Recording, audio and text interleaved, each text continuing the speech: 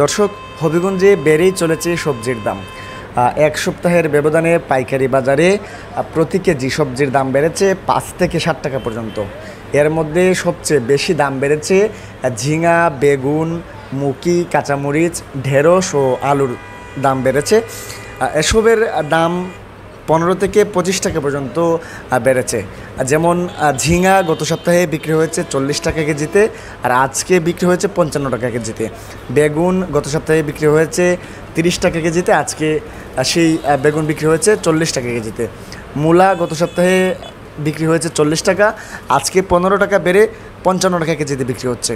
এদিকে কাঁচামরিচও কিন্তু গত সপ্তাহে বিক্রি হয়েছিল 120 টাকা কেজিতে, আর আজকে 30 টাকা দাম বেড়ে 150 টাকা কেজিতে এই কাঁচামরিচ বিক্রি হচ্ছে।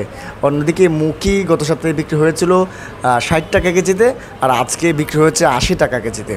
আর আলুর দাম এক সপ্তাহের ব্যবধানে কিন্তু 10 টাকা বেড়েছে, অর্থাৎ গত সপ্তাহে আলু বিক্রি হয়েছিল 50 টাকা কেজিতে, আর আজকে সেই আলু 60 টাকা কেজিতে বিক্রি হয়েছে। অর্থাৎ এই যে আলু, যেটি আসলে সাধারণ মানুষ প্রায় সবচেয়ে বেশি এই আলু তরকারিতে বেশি ব্যবহার করে থাকেন, এই আলু এক সপ্তাহের ব্যবধানে 10 টাকা কেজিতে দাম বৃদ্ধি পেয়েছে।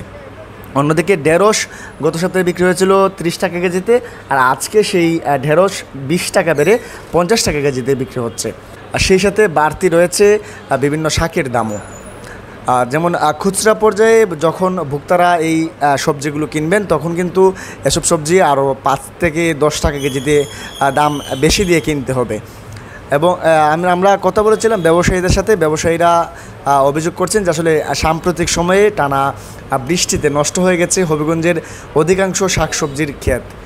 এর ফলে বাজারে কমেছে সরবরাহ, আর বর্তমানে উত্তরবঙ্গের বিভিন্ন জেলা থেকে সবজি আসছে হবিগঞ্জে। আর এতে আসলে পরিবহনের যে খরচ, সেই খরচও বৃদ্ধি পেয়েছে। তারা বলছেন আসলে যে জেলায় সবজির উৎপাদন স্বাভাবিক না হওয়া পর্যন্ত এই দাম কমার কোনো সম্ভাবনা নেই। আগের সাথে মাল একটু দাম বেশি।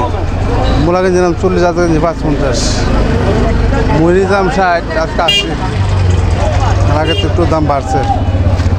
কাঁচামরিচ কিনছি আগে 120, যেমন 150, আজকে 150।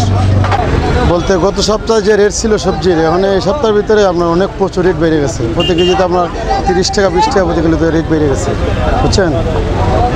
এইসব মিলে সব কিছু আপনার সবজির যে গাড়ি আমরা নিয়েছি, আপনার 20,000 টাকা টমটম নিতে পারছি, এখন এই টমটমের মধ্যে 30,000 টাকার মাল পড়তো, গাড়ি ভরে না। বাড়তি, কিন্তু যে বাড়তি হয়েছে এরকম প্রতিদিনই বাড়তি থাকে, বাড়তে বাড়তে কারবারিও কিনতে পারে না, গরিব দুঃখীও খাইতে পারে না, এরকম একটা দাম চড়া বাড়তি, অনেক বাড়তি। সব জিনিস বৃষ্টির কারণে সব জিনিস নষ্ট হয়েছিল, কিন্তু এখন আস্তে আস্তে জিনিসগুলা উত্তরবঙ্গ থেকে আইতেছে। আমাদের এলাকার যে শাকসবজি আছে না, পানিতে নিয়ে গেছে, অনেক সারাগুলা মারা গেছে, কিন্তু আমাদের উত্তরবঙ্গের আনাজে আমাদের বাজারে নিয়ন্ত্রণ রাখছে।